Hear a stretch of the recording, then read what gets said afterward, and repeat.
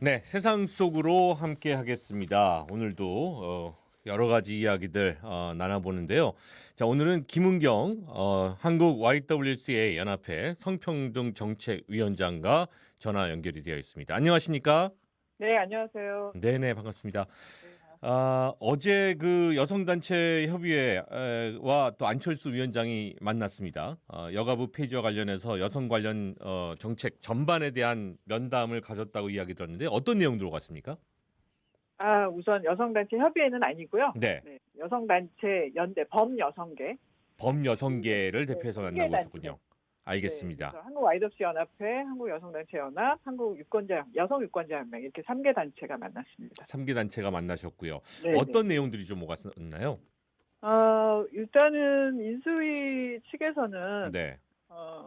일단 이 의견을 듣겠다. 지금까지 정해진 것이 없다. 음흠. 그래서 이제 좀 더 나은 발전 방안들을 몇 개 추려서 당선인에게 전달할 예정이다. 뭐 이런 얘기를 했고요. 네네. 구체적인 어떤 설명은 없었고, 저희는 이미 뭐 수차례 뭐 단체별로 혹은 함께 여가부 폐지가 아닌 기능 강화 네.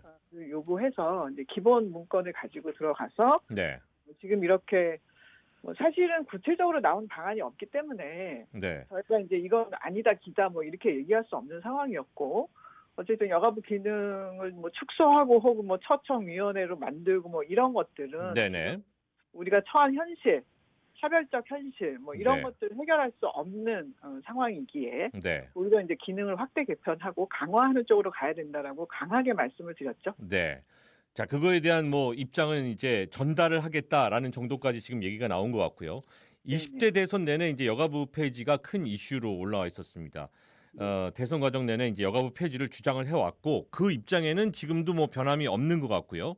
네네. 자, 기존 기능을 신설 부처로 흡수 통합하고 미래 인구 정책 등 일부 기능을 덧붙여서 확대하는 방향. 이 얘기가 나오는 것 같은데 명칭도 미래가족부 유력하다는 얘기가 나오고 있고요. 지금 어느 정도까지 좀 파악을 하고 계시고 이런 변화들에 대해서는 어떻게 평가를 하십니까? 어제도 이제 이 질문을 했었어요. 네. 대략이라도 좀 얘기해 줄 수 있느냐. 네네네. 그런데 이제 여전히 음. 정해진 거 없다, 백지 상태다. 음. 반복을 했고, 사실 이제 언론이 너무 앞서가면 안 된다. 뭐 네. 이런저런 뭐 논의를 하는데, 그렇게 고려한 바가 없고, 뭐 하다못해 뭐 조직학회에서 얘기한 내용들, 이 미래가족 이 명칭과 관련해서도, 정한 바가 없다, 뭐 이런 얘기를 하는 가운데, 네. 이제 어쨌든 그동안에 최근에 논의된 그 내용을 좀 살펴보면 네. 결국엔 이제 기능을 분산하는 거거든요. 음.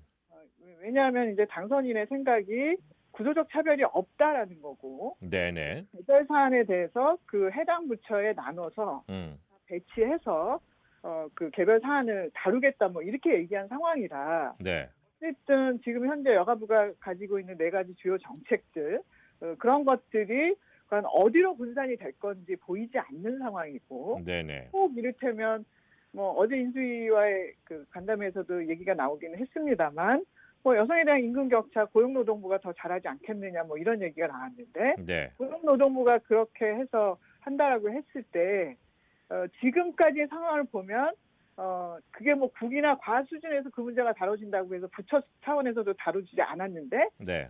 그런 오히려 격화된 지휘 권한 하에서 그 문제가 제대로 논의될 것이다라는 걸 믿을 수가 없는 상황인 거죠. 네네네. 그렇기 때문에라도 저희가 염려하는 바는 그렇게 다 쪼개서 부처로 되돌려 보낸다라는 것은 지난 이를테면 95년 이후에 네. 여성 이슈가 12가지로 이야기가 되고 그 문제를 해결하기 위해서는 강력한 성평등 기구가 있어야 한다라는 네. 국제사회 합의가 있었고 유엔 회원국으로 우리도 거기다 약속을 했고 그게 중요하다라고 책임을 지겠다고 했고 한 이후에 이를테면 여성특위부터 시작해서 여성부, 여성가족부, 다시 여성부, 여가부 이렇게 흘러오지 않았습니까? 그렇죠. 그러면 예. 그 상황에서도 제대로 해결이 되지 않았는데 네. 이걸 쪼개서 각 부처로 보낸다? 이 되겠느냐? 문제가 해결되기는 만무합니다. 네. 그래서 그 부분에 관해서 이제 염려를 하고 있는 거죠. 네. 융단 당선인의 여가부 폐지라는 이 5글자가 정치적인 선거 전략이었다. 대안 없이 여론몰이로 넘어갔다. 이런 비판도 분명히 있는 것 같습니다. 이 내용에 네. 대해서는 어떻게 생각을 하고 계세요? 지금 사실 이거는 그 인수위 위원장도 표현을 했습니다만 네. 급히 만들어진 공약에 얽매이지 않고 네. 제대로 정책으로 만들어야 되지 않겠습니까? 네. 그런데 사실 이 여성가족부 페이지 7글자인데요. 네. 바탕에 아무것도 없이. 네. 사실 이제 그걸 보면서 많은 여성 유권자들이 네. 아 진짜 아무 생각 없이 그냥 여성가족부 페이지 7자만 생각이 있나 보다. 네네. 라는 이야기를 했었던 거죠. 네. 예, 그래서 이제 그게 혹 득표 전략 차원에서 뭐 이를테면 이대남 이대녀를 가르는 상황으로 몰고 가고 그래서 이제 유권자 득표 전략 차원에서 선거 운동 당시의 공약이었다면 그건 후보 시절이고요. 이제 더 이상 후보도 아니고 당선인이고 이제 대통령이 되시는데 네. 정책적으로 다룬다라고 했을 때 그러니까 굳이 공약이 정책하고 같을 필요도 없고 같지도 않습니다. 네. 그러면 전 국민을 놓고 그들을 위한 정책을 만든다라고 했을 때 네네. 과연 선거 과정에서 전략 차원에서 여성가족부 폐지라고 했을지언정 네. 그것이 이를테면 지금 상황에서 한국 사회가 놓인 현실을 놓고 그 안에 공동체 구성원들 특히 대상화시킨 여성들의 현실을 놓고 볼 때 네. 그걸 계속 가져가는 것이 대통령으로서 올바른 판단이고 선택이냐 그 부분을 생각해야 하지 않나 하는 네네. 네. 부분이죠. 네.